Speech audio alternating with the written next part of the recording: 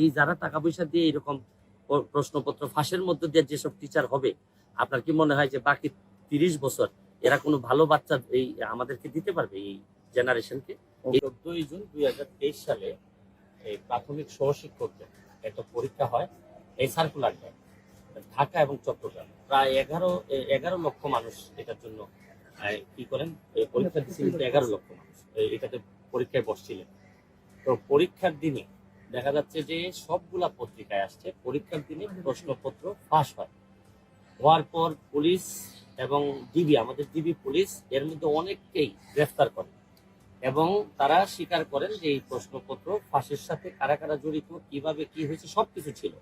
এবং অনেকগুলা পত্রিকায় এই রিপোর্ট আসার পরেও দেখা যাচ্ছে যে আমাদের মন্ত্রণালয় থেকে এখন পর্যন্ত কোনো ধরনের ইনকোয়ারি তো দূরের কথা, বরং তারা এইটাকে ইগনোর করে সামনের দিকে এগিয়ে যাচ্ছেন। তারা বাইবা কল করতেছেন, বাইবা হচ্ছে এবং বাইবা চলতেছে। তো আমাদের বক্তব্য হচ্ছে যে এইরকম দিবালোকের মতো পরিষ্কার একটা এই প্রশ্নপত্র ফাঁসের ঘটনায়, এটা তো একটা দুর্নীতি, দিবালোকের মতো পরিষ্কার এইরকম ঘটনায় একটা তদন্ত কেউ করলো না। এর মানে হচ্ছে কি, আমরা ধারণা করতেছি এটার মধ্যে যারা জড়িত তাদের মধ্যে ইভেন যারা এই মন্ত্রণালয়ে যারা ছিলেন তারাও জড়িত থাকতে পারে। এই জন্য আমরা আদালতে, আমরা আজকে মহামান্য হাইকোর্টে আসছিলাম, এসে আমরা এই একটা ইনকোয়ারি চেয়েছি এবং এই যে ফ্রেশ একটা পরীক্ষা নেওয়ার জন্য বলছি, এবং কেন না নেওয়াটা বা এই যে ফেয়ার একটা তাদের যে ফেয়ার একটা এক্সাম করতে না পারাটা কেন অবৈধ হবে না, আমরা রুল চেয়েছি। মাননীয় আদালত আমাদেরকে রুল দিয়েছেন, ভাইবা বসি যে ভাইবা পরীক্ষাটা স্টে করে দিয়েছেন 6 মাসের জন্য এবং একটা ইনকোয়ারি কমিটি করে 3 মাসের মধ্যে ইনকোয়ারি রিপোর্ট হাইকোর্ট বরাবরে জমা দিতে বলেছে। জি, সবকিছু যেটা যেভাবে আছে।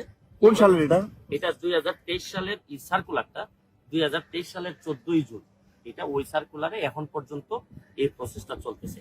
আপনি চিন্তা করেন যে পরীক্ষা কি কিছু কয়টা হয়েছে? পরীক্ষা কি হয়েছে? কোনো ভাইবা চলছে, এর আগে তো রিটেন ছিল, রিটেন হয়ে গেছে। এবং দুর্নীতিটা এবং প্রশ্নপত্র ফাঁসের যে বিষয়টা, এটা কিন্তু এমসিকিউর সময়, এই যে 100 মার্কের যে একটা এমসিকিউ থাকে ওই সময় হচ্ছে দুর্নীতি। যাদের ভাইবা হয়ে গেছে হ্যাঁ, তাদের নিয়োগও স্থগিত থাকবে। সব ভাইবা তো এখন পরীক্ষাটা হয়েছে, নিয়োগ তো পরে, ভাইবার পরে তো রেজাল্ট দিবে, রেজাল্ট দেওয়ার পরে না নিয়োগের প্রশ্ন। এখন হচ্ছে পুরো প্রসেসটাই আপাতত ইনকোয়ারি হয়ে রেজাল্ট আসার আগ পর্যন্ত এটা বন্ধ থাকবে। কত শেষ হলো এটা এই যে বললাম যে এই 2023 সালের 14 জুন এটা কি ছিল। ভাইভাই মোট কতজন? ভাইভাতে প্রায় 11 ভাইভাতে আমরা এক্স্যাক্টলি এখন জানি না, প্রায় 48,000 ভাইভাতে। এখন চলমান, সব বন্ধ থাকবে, সব বন্ধ থাকবে। 48,000 ভাইভাতে কল করছে। তো ভাইভা কতদিনের জন্য স্টে করলো? 6 মান্থ। তবে আরেকটা জিনিস আপনাদেরকে একটু বলে রাখি যে এই মামলাটাতে আরেকটু গুরুত্বপূর্ণ এই কারণে যে আপনি দিবালোকের মতো পরিষ্কার যখন ইনফরমেশন পাবেন বা তথ্য পাবেন যে একটা পরীক্ষায় প্রশ্ন ফাঁস হয়েছে, এরপরও যখন অথরিটি এই পরীক্ষা আটকাবেন না, এই পরীক্ষার ব্যাপারে কোনো ইনকোয়ারি করবেন না, এর মানে কি দাঁড়াচ্ছে জানেন?